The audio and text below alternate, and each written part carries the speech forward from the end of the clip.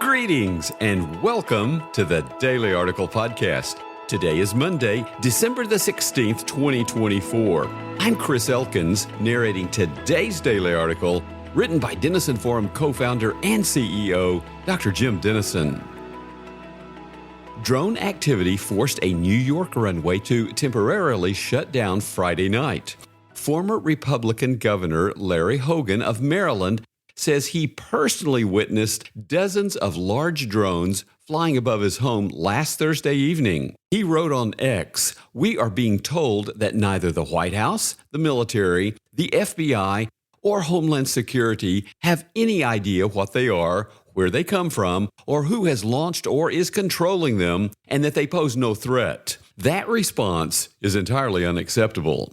For weeks, objects that appear to be drones have been seen in the night skies, primarily in New Jersey, but also in New York, Connecticut, Pennsylvania, Maryland, and Ohio.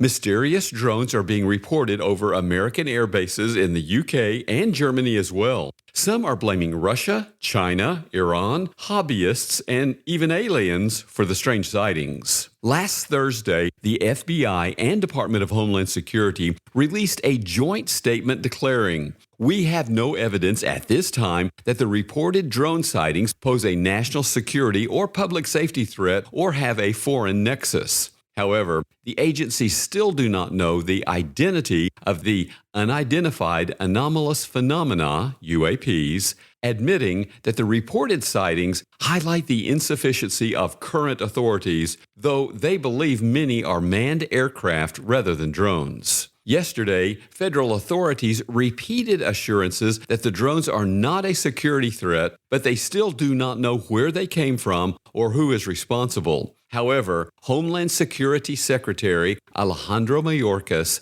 pointed to a rule change by the FAA in 2023 that allows drones to fly at night, stating, "That may be one of the reasons why now people are seeing more drones than they did before, especially from dawn to dusk."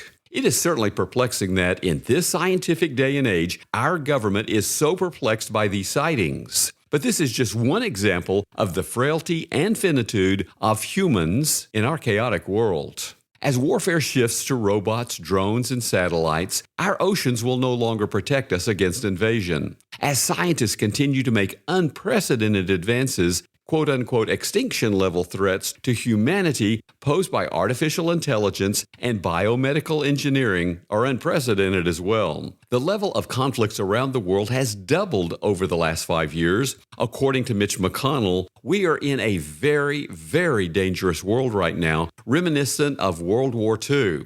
In fact, a weekend essay in the Wall Street Journal asked, "Has World War III already begun?"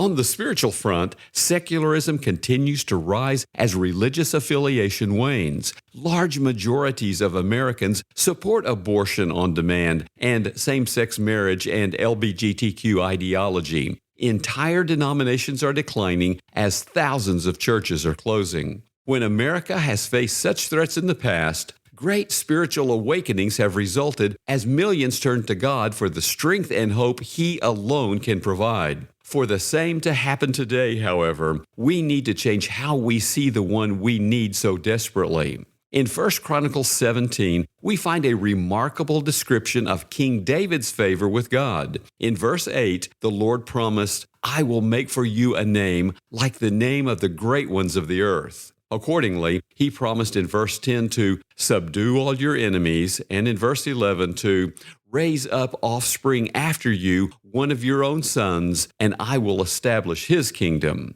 In light of David's exalted status before God, I found his statement in verse 25 surprising. "Your servant has found courage to pray before you." We might think that a person so beloved and blessed by God would not need courage to pray to him. But David was right. It should take courage for us to pray to the omnipotent, holy God of the universe. He could alter every circumstance of our lives and even end our lives this very second if He chose.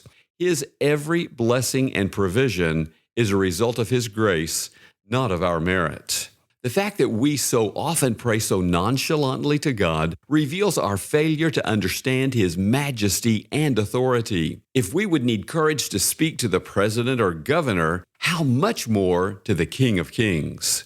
Annie Dillard wrote, "On the whole, I do not find Christians outside of the catacombs sufficiently sensible of conditions. Does anyone have the foggiest idea what sort of power we so blithely invoke? Or, as I suspect, does no one believe a word of it? The churches are children playing on the floor with their chemistry sets, mixing up a batch of TNT to kill a Sunday morning. It is madness to wear ladies' straw hats and velvet hats to church. We should all be wearing crash helmets. Ushers should issue life preservers and signal flares. They should lash us to our pews, for the sleeping God may wake someday and take offense, or the waking God may draw us out to where we can never return." End quote.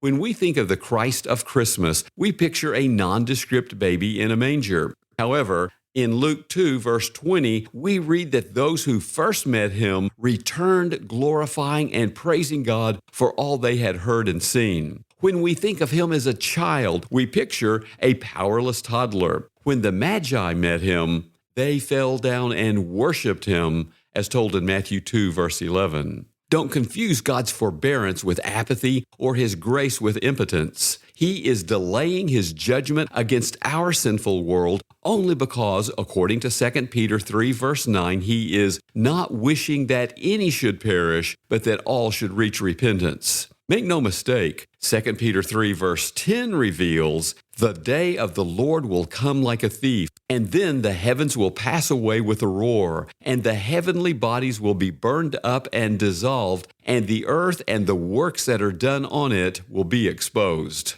In the meantime, from verse 11, we are to live with holiness and godliness as we wait for the coming of the day of God revealed in verse 12. To find the God we need so desperately in these chaotic days, we must turn to Him in humble desperation.